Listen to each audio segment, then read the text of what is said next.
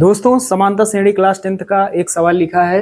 यहाँ लिखा है समांतर श्रेणी 24 plus 21 plus 18 plus 15 plus dash dash के कितने पद सतत लेने चाहिए जिससे कि उनका योग माइनस का 351 हो। समांतर श्रेणी के इस क्रम के हमें कितने पद लेने चाहिए जिनको हम टोटल जोड़ दें, जिनका हम योग कर दें तो हमें माइनस का 351 प्राप्त हो जाए। तो चलिए पता करते हैं, बहुत ही आसान सवाल है।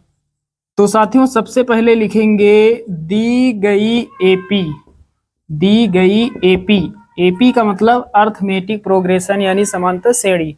तो हमें एक एपी दी गई है 24 plus 21 plus 18 plus 15 plus dash dash, इस तरह से एक एपी दी गई है।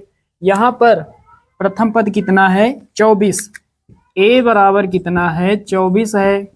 उसके बाद दोस्तों कॉमन डिफरेंस यानी डी।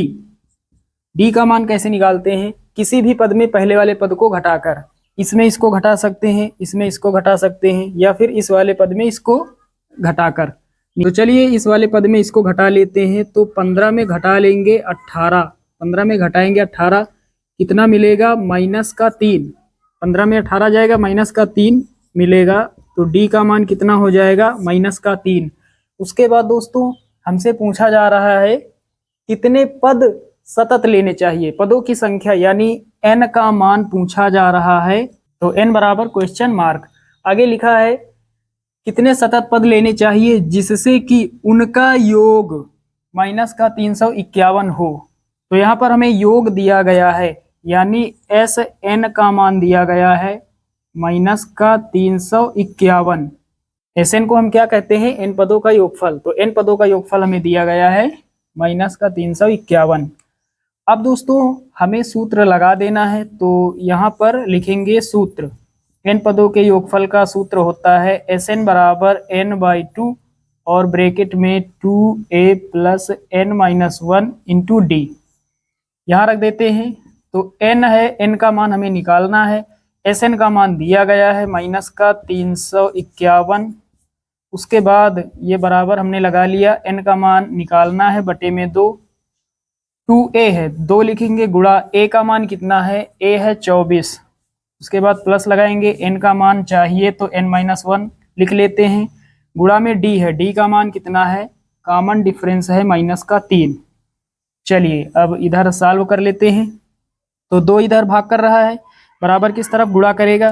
तो 351 का गुणा 2 के साथ होगा तो कितना हो जाएगा, 2 1 के 2, 5 दूना 10 का 0 हासिल 1 और 3 दूना 6 1 7, तो 702 हो जाएगा। आगे माइनस लगा है तो लगा लेते हैं, ये माइनस लगा है, बराबर में दोस्तों कितना है, बराबर में है n। ये n हमने लिख लिया 24 गुणा 2, ब्रैकेट में 24 गुणा 2 तो 24 दूना कितना हो जाएगा 48। उसके बाद प्लस है, यहाँ पर यहाँ माइनस लगा है, यहाँ बीच में कोई साइन है नहीं तो यहाँ पर गुणा का साइन है, तो माइनस गुणे प्लस माइनस हो जाएगा। अब 3 को पहले लिख लेते हैं और ब्रैकेट में कितना n-1, n-1। चलिए ये आप समझ गए होंगे, माइनस और प्लस का गुणा हुआ तो ये माइनस हो गया, 3 पीछे था, 3 को हमने आगे लिख लिया। अब दोस्तों आगे हल करते हैं। तो माइनस का 702 बराबर n, यहाँ पर 48 पहले है लिख लेते हैं, माइनस 3 का गुणा n के साथ होगा तो 3n हो जाएगा, माइनस माइनस प्लस 3 का गुणा 1 से होगा तो पहले माइनस का गुणा माइनस से होगा प्लस होगा, 3 1 के 3। अब आगे हल करते हैं, माइनस का 702 बराबर n, 48 प्लस का है 3, 48 3 51, 51 माइनस 3n। अब आगे हल करते हैं। अब दोस्तों माइनस का 702 बराबर 51 का गुणा n से होगा, 51n हो जाएगा, माइनस 3 लिखेंगे, n का गुणा n से होगा, n² हो जाएगा। चलिए अब ये पूरा पार्ट इधर लाते हैं। तो माइनस का 3n² है, इधर आएगा प्लस का 3n² हो जाएगा, बराबर किस तरफ, ये माइनस में है इधर आएगा, इसके पास प्लस का हो जाएगा, ये प्लस का है इधर आएगा माइनस का हो जाएगा 51n, और ये माइनस का 702 बराबर 0। अब हमें करना है फैक्टराइजेशन, एक काम करते हैं, 3 से भाग दे देते हैं पूरे समीकरण को। 3 से यहाँ भाग, 3 से यहाँ भाग, 3 से यहाँ भाग, इधर 0 है, इधर भी 3 से भाग देंगे तो 3 से 3 कट जाएगा और 51 को 3 से भाग देंगे, 3 इक्के 3 और यहाँ 5 है तो 3 इक्के 3, 2 बचेगा, 3 सते 21।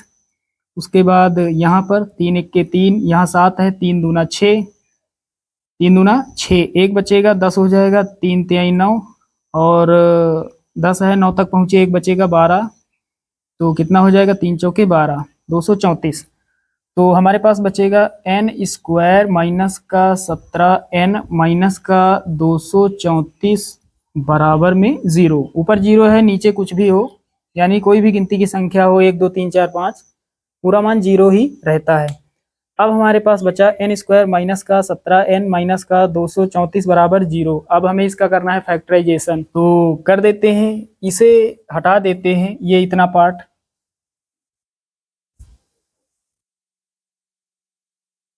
तो साथियों लास्ट में कितना है, 234। तो गुणा करने पर कितना आ जाए, गुणा करने पर आ जाए, हमारे पास आ जाए गुणा करने पर 234 और 234 के आगे है साइन माइनस का, माइनस का मतलब घटाने पर, घटाने पर कितना आ जाए, n का गुणांक कितना है, 17। तो साथियों यदि हम 26 का गुणा करते हैं 9 से तो कितना होगा, 234 होगा और 26 में घटा देंगे 9 को तो हमें कितना मिलेगा, 17। तो कहने का मतलब ये है कि जहाँ पर 17 है हम लिख सकते हैं 26 माइनस 9। चलिए यहाँ आगे सॉल्व करते हैं। तो पहले है n स्क्वायर माइनस 17 है, 17 के जगह पर हमें लिखना है 26 माइनस 9। उसके बाद है n लिख लेते हैं, माइनस का 234 बराबर 0।